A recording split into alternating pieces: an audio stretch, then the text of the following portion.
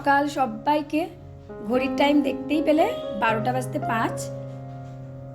যেহেতু 12টাও বাজেনি, তাই তো সবাইকে গুড মর্নিং জানিয়ে দিলাম। আর এই কারণেই এখন আমার ব্লগটা শুরু হলো। বুঝতেই পারছো তোমরা, আমার এখন মর্নিং স্কুল চলছে। প্রচণ্ড কাজের খিচিবিচি হয়ে যায় জানো তো। তো যাই হোক, তোমরা সবাই কেমন আছো বলো। আশা করি সবাই খুব ভালো আছো এবং সুস্থ আছো। আমরাও এই গরমের মধ্যে ভালো থাকার চেষ্টা করছি। তো আমার আরও একটি নতুন ব্লগে তোমাদের সবাইকে স্বাগত জানাই। স্কুল থেকে এসেই না কোনো রকমে স্নান করে বেরিয়ে চলে এলাম। আর এদিকে তো ডিম সেদ্ধ করতে দিলাম। কি হয় বলো তো, স্নান করে যদি না আসি না রান্নাঘরে বা ঘরের কোনো কাজ করতে, কিন্তু আমার স্কুলের জামা কাপড়ে একদমই ভালো লাগে না। সেটা মর্নিংই হোক আর ডেই হোক, একবারে ফ্রেশ হয়ে আসি, তারপর ঘর সংসারের কাজে আমি হাত দিই। আর এই যে ভোরবেলায় উঠে স্কুল যাওয়া, এটাতে কি হয় বলো তো, আমার না কাজেরও একটা পরিবর্তন চলে আসে। যেহেতু টাইমটা সম্পূর্ণই উল্টোপাল্টা হয়ে যায়, কিছু করার নেই, আমাদেরকে এভাবেই মানিয়ে নিতে হয়। মর্নিং স্কুলটা না বড্ড খিচিবিচি লাগে জানো তো। অনেকে বলে যে না, মর্নিং স্কুলটা হচ্ছে একদিকে ভালো, সারা দিনটা নাকি সময় পাওয়া যায় হাতে, কিন্তু আমার ক্ষেত্রে কিন্তু একদমই ব্যতিক্রম। আমার এই কারণেই বেশি খিচিবিচি লাগে, কারণ আমরা তিনজন তিন রকম টাইমে, দেখো ছেলের স্কুল থাকে, তো ওর টিফিন করাটাও আমার একটা চাপ হয়ে যায়, ওর বাবার কলেজ থাকে, তো যে কারণে সত্যি আমার পক্ষে খিচিবিচি। ওইটাই ভালো যে বেশ ঘরদোর সামলে 10টায় স্কুল যাই, তারপর আবার বিকেলবেলায় 4:30টার মধ্যে এসে বাড়ির সমস্ত কাজ সামলে নিতে পারি। তো যাই হোক, এদিকে তো ডিমটা সেদ্ধ হোক, আর এইদিকে আমার ঝাড়াঝুড়ি মোছামুছির কাজ চালু।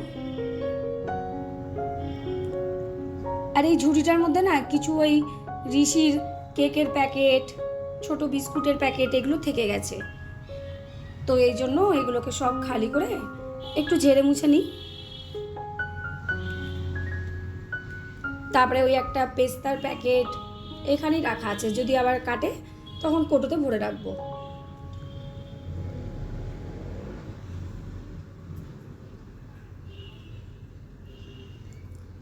আর এটা আমার ওই কেকের জন্য যে ফয়েলটা কিনেছি, তো ফয়েলটা না অনেক কাজেই লাগে।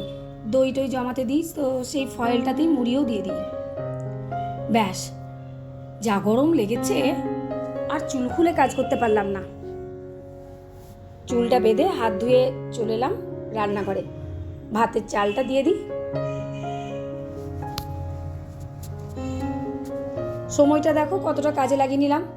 একদিকে ভাতের জল আর একদিকে ডিমটা দিয়ে আমার কিন্তু ঝাড়াঝুড়ি কিছুটা কাজ সামলে নিয়েছি।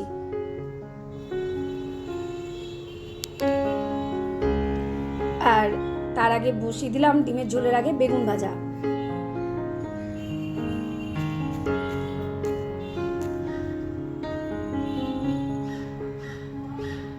এত গরম পড়েছে, তোমরাও কিন্তু খুব সাবধানে থেকো, প্রচুর পরিমাণে জল খাবে। আর বাড়ির পুচকু পুচকিগুলোকে কিন্তু বেশি বেশি করে জল, ORS এগুলো কিন্তু খাওয়াবে।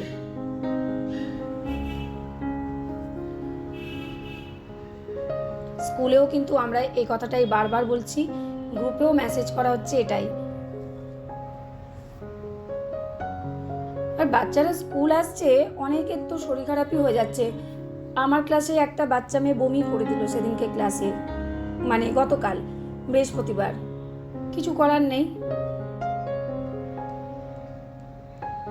আবার তার বাবাকে ফোন করে ডাকা হলো, তারপর আবার মেয়েকে বাড়ি নিয়ে গেল।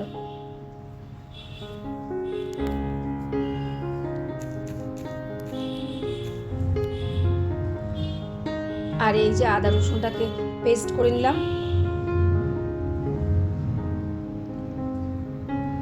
টুক করতেই কিন্তু আমার এই শিল বাটাটাই বেরোয়, মিক্সির বাটি আমার খুব কমই বেরোয়।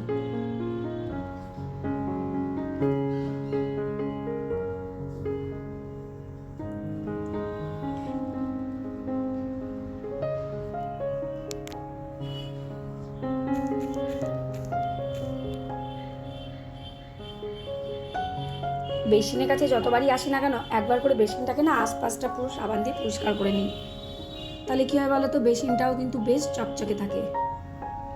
আর এই যে সাদা সাদাগুলো দেখতে পাচ্ছ না, এগুলো সেই হোয়াইট সিমেন্ট দিতে হয়েছে জানো, একটু গ্যাপ আছে বলে জল পড়ছিল। আর এই দেখো আমার ডিমের ঝোল, ভাত, আর এইদিকে বেগুন ভাজা রেডি। আর টক দইটা তো গিয়ে নামিয়ে রাখলাম, সাথে থাকছে টক দই। এটা কিন্তু একদম বিকেলবেলা, যেহেতু ভোরবেলায় উঠেছিলাম আমি তো একটু রেস্ট নিচ্ছিলাম। আর ঋষি না এদিকে সুজি বানিয়েছে, ঘুমের ঘরে আমাকে জিজ্ঞেস করলো মা সুজি কোথায় আছে, সুজি বানাবে। তো বেশ কিন্তু ভালো বানিয়েছিল জানো, তাই তোমাদেরকে একটু দেখিয়ে দিলাম। আর এদিকে কিন্তু আমি আমুল দুধটা যে 1 কেজির প্যাকেটটা ঢেলে রেখেছিলাম, সেখান থেকে আবার কিছুটা ছোটো কোটোতে ঢেলে রাখলাম। এবার বসাচ্ছে কিন্তু চা।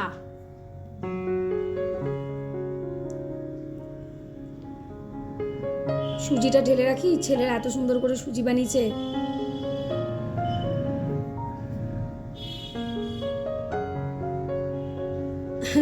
আন্দাজটা কিন্তু ভালোই করেছিল।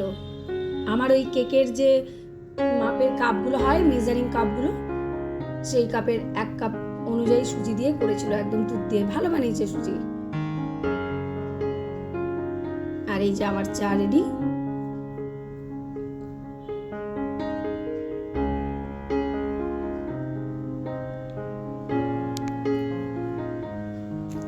চাটা খেতে না খেতেই কাজ গুছাতেই রুটিটাতে হাত দিয়ে দিলাম।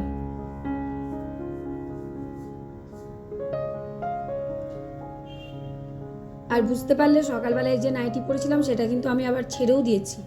এত গরম না আমার, প্রায় তোমরা দেখো যে আমার অনেক নাইটি চেঞ্জ হয়। আবারও রাত্রেবেলায় যখন সমস্ত খাওয়া দাওয়া হয়ে যাবে, ফ্রেশ হবো, তখন নাইটি কিন্তু আবার চেঞ্জ করব, গায়ে জল ঢালবো, নাইটি চেঞ্জ করে আবার ঘুমোতে যাব।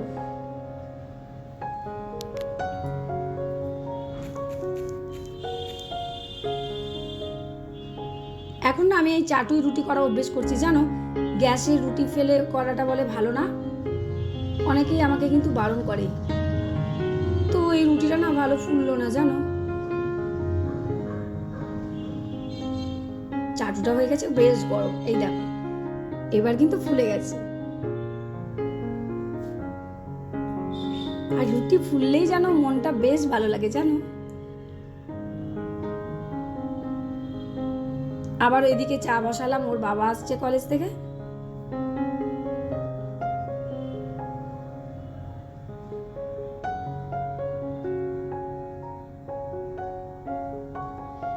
আর এই আমাদের রাতের ডিনারের মিষ্টি।